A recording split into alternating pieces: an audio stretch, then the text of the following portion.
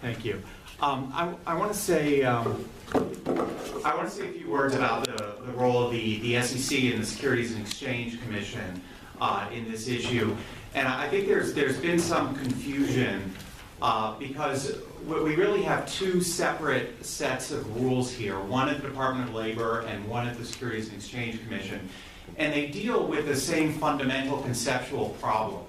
In other words, the conceptual problem is the problem of how do we get reliable and trustworthy investment advice, financial advice to American families who are trying to save. And as David said, that's a critical problem. It can cost people tens, $100,000 or more over the course of their lifetime if they get the wrong advice.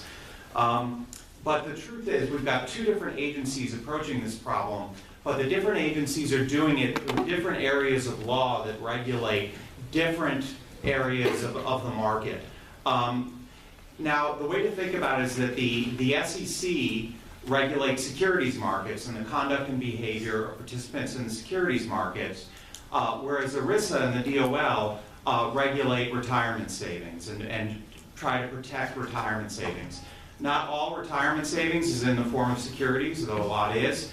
And not all the activity in the securities market is covered retirement savings. And ERISA and the securities law have always been quite different. Congress designed them that way in the 1970s. And in fact, the fiduciary and protective standards that ERISA creates are actually a higher and more stringent standard than the general standard in the securities law. So these have been different areas for quite some time. So what's the SEC's piece of this, and how is it affected by H.R. 2374? Well, essentially, there are a lot of different kinds of participants in the securities markets, but two of the most important kinds are what we call broker-dealers and registered investment advisors. And the original idea behind broker-dealers is that they're basically providing transactional advice to you. They're on the other side of a transaction, but they might not be a sort of trusted advisor. You might go to them already knowing the transaction that you want to do, and they just execute it for you. Whereas registered investment advisors are held to a fiduciary standard. They've got to put your interests first. But they're sort of, they have an entirely different registration process and are sort of under a different category than broker-dealers. The fundamental problem is that consumers out there in the marketplace and investors are very confused as to the difference between these two kinds of entities, between broker-dealers, who don't owe you a fiduciary duty, and registered investment advisors who do. And broker-dealers have really fed that confusion deliberately by using marketing terms that they're allowed to use, but make it very easy for people to think that they're fiduciary trusted advisors. A broker-dealer can come to you. He can't say, I'm a registered investment advisor, because that would be a lie, but he can say, I'm a financial advisor. I'm a financial consultant. Trust me, I'll do it all for you.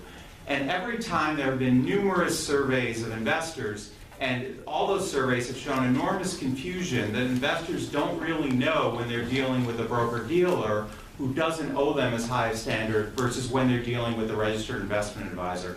And this is really the problem the SEC faces, is that given this confusion in the marketplace, there's really a need to come up with some kind of fiduciary standard that will really apply to anybody who goes out there and presents themselves as an advisor, as a trusted advisor, and gives you advice. Whether they're registered as a broker-dealer or a registered investment advisor, they should all owe you some duty to give you good, honest advice that puts your interests first. Now, the SEC has been investigating this problem.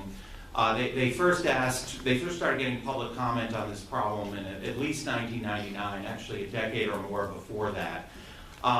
They've been investigating this problem over the whole past decade. In fact, this pile of paper right here is just the paper that the SEC has put out studying this problem over the last 5 years. It's not all the internal paper. It's not all the work they've done internally. It's just the stuff they put out publicly over the last 5 years investigating this problem. And that's not even the rule. They haven't even done a rule or a rulemaking on this new standard yet. So Section 913 of the Dodd-Frank Act basically told them that they have the authority to make a rule should they decide to do so. They have the authority to make a rule that would unify these advice standards for brokers and investment advisors. And they have said somewhere in this pile of paper that they think it would be a good idea to do that. But they haven't yet done a rule after almost 10 years of study. So right away you see one of the things that's going on with HR 2374. You say the Department of Labor can't act till after the SEC. Well, the SEC has been studying and thinking about this problem for a very long time without acting. So, we hope they've said they're going to act, we hope they're going to act, but there's no guarantee yet that they're going to even put out a rule. So, you could be looking at a lot of delay there.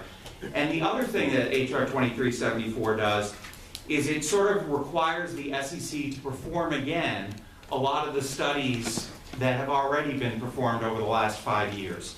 It puts formal requirements to identify if retail customers are being harmed due to these different standards between broker-dealers and investment advisors, and also to identify whether a uniform standard would adversely affect investors' access to particular kinds of advice.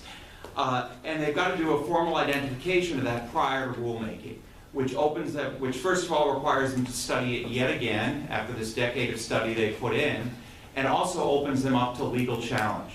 So you put these two things together, putting still more roadblocks in the SEC's way, and telling the Department of Labor they have to wait until after the SEC, you could be looking at another 5 to 10 years of delay and another pile of paper at least this big before anybody does anything if this bill passes.